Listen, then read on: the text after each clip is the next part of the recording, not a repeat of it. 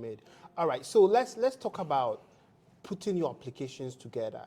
I mean, going through your profile, I could see some of the reasons why you got the Sommer Scholarship. I mean, you have an impressive profile, but for you, when you got the email from Marodina West telling you you've been given the Sommer Scholarship, what clicked in your mind? What in you said that I think this was the reason I got the Sommer Scholarship?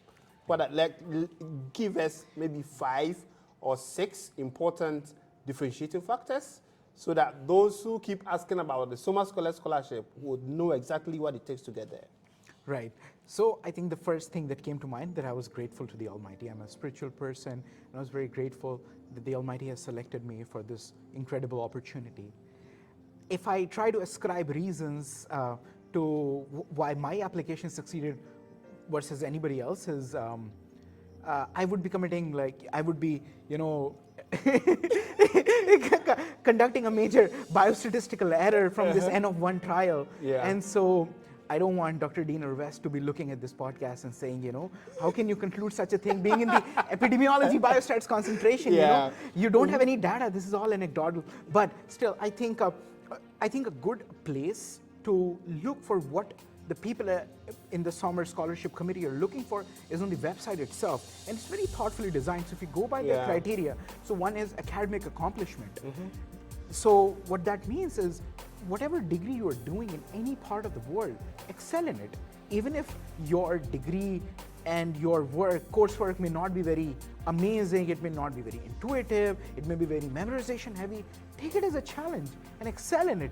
You cannot make up excuses and say, no, it didn't vibe with me, or it was very memorization focused. It doesn't matter.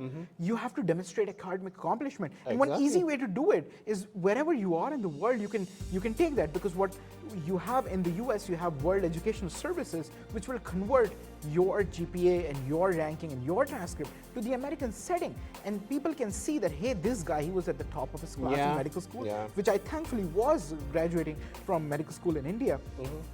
So that's one thing. So academic accomplishment, that is the basic foundation.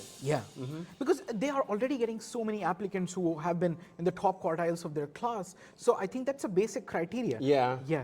That gets your foot in the door. But I'm sure of course, there's sometimes people with such compelling stories that these all come to the side. But of course, being generally speaking, the second aspect is opportunities to take responsibility and execute on them, which people call leadership, but sometimes that word gets misinterpreted. Often people ascribe leadership to, founding just a club and, being the president of the club just for namesake purposes, CV padding.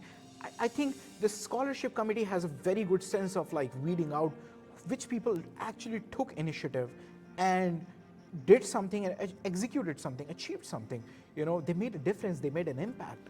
So that is something the website specifically says that in your personal statement, talk about a leadership opportunity and how you capitalized on it. Okay.